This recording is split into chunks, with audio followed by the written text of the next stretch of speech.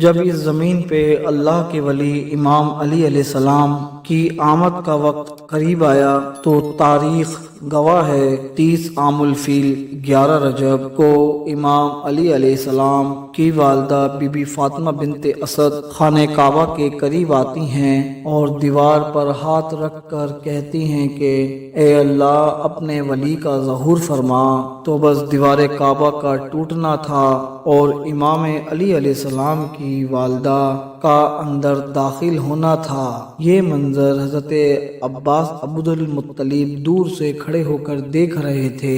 جیسے ہی آپ نے دیکھا تو لوگوں کو چیخ چیخ کر کہنے لگے کہ ابو طالب کی زوجہ خانہ کعبہ میں اندر چلے گئی ہیں، آپ لوگ کعبے کا دروازہ کھول کر ان کو باہر نکالتے ہیں۔ اور یہ بات پھر یوں ہوا کہ مکے میں پھیل گئی اور لوگ دور دور سے آنے لگے۔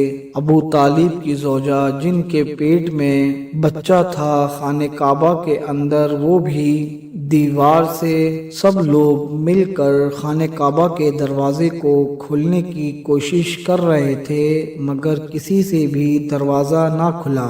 اس وقت پوری دنیا میں صرف 2 ہی لوگ مطمئن تھے، ایک تو جناب ابو طالب اور دوسرے جناب محمد صلی اللہ علیہ وآلہ وسلم۔ تاریخ نے لکھا ہے کہ عرب کی سرزمین پر پہلے کبھی اتنا ہجوم ایک جگہ اکٹھا نہیں ہوا تھا۔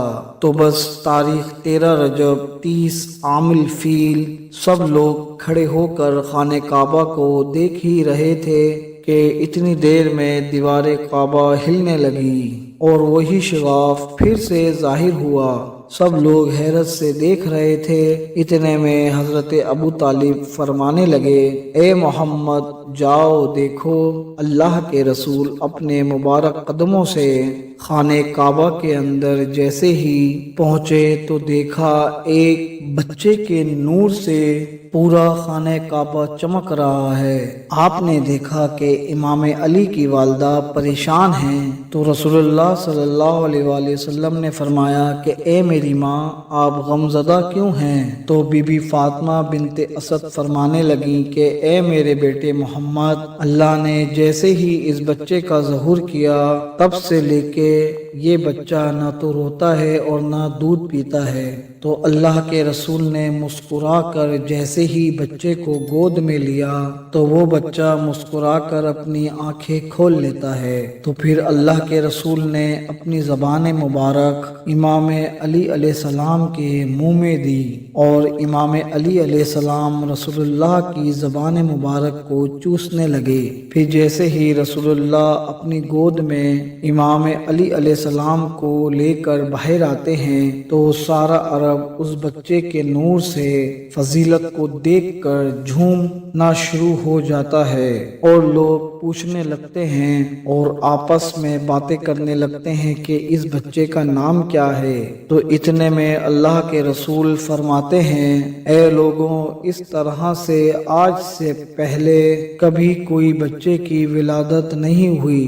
اس بچے کی ولادت علی ہے، افضل ہے، اعلیٰ ہے، اور اللہ کی مرضی یہ ہے اس بچے کا نام بھی علی رکھا جائے، یعنی کہ وہ بلندی کہ جس بلندی پر کوئی پہنچ نہ سکے۔ تو بس پھر فضا میں علی علی کی صدائیں بلند ہونے لگیں۔ اتنے میں جناب ابو طالب امام علی علیہ السلام کو لے کے گھر کی طرف جا ہی رہے تھے کہ کسی منافق نے کہا کہ اے ابو طالب، کیا وہ رسم نہیں کرو گے جو ہر بچے کے ساتھ کی جاتی ہے؟ مکے میں یہ رواج تھا کہ جب بھی کوئی بچہ پیدا ہونے والے بچے پر سانپ چھوڑ دیا کرتے تھے۔ اگر وہ سانپ بچے کو مار دیا کرتا تھا تو وہ یہ سمجھتے تھے کہ یہ بچہ اپنے باپ کی اولاد نہیں، اور اگر سانپ بچے کو کچھ نہیں کرتا تھا تو وہ یہ کہتے تھے یہ بچہ اپنے باپ کی اولاد ہے اور یہ بچہ ہمارے لیے قابل عزت بنے گا۔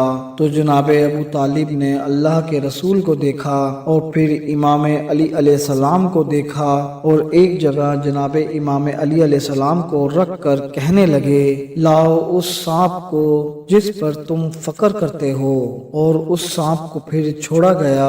جیسے ہی جناب امام علی علیہ السلام کے قریب وہ سانپ آتا ہے تو امام علی علیہ السلام اپنے ننھے ہاتھوں سے سانپ کو پکڑ کر چیر دیتے ہیں۔